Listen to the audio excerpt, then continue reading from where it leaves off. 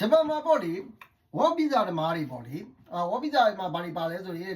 ဂျီရှုစိတ်လည်းပါတယ်အလုပ်လုပ်ခွင့်ရှိရတယ်အလုပ်လုပ်ခွင့်ရှိရတဲ့ကြောင့်မလို့ဂျီရှုစိတ်လည်းပါတယ်တိုကတေကီနိုလည်းပါတယ်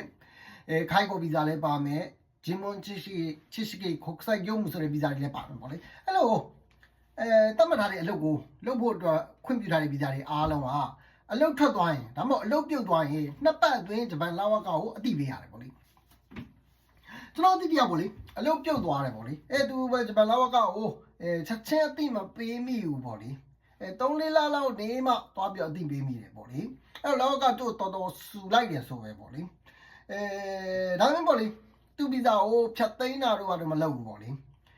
ဒါအပြင်ပေါ့လေသူအလုပ်ရှာနေတဲ့အတွင်းမှာပေါ့လေအချိန်တိုင်းလုပ်လို့ရအောင်စကာကုကိုင်ခါစဒိုရှင်းစေကိုပေါ့လေ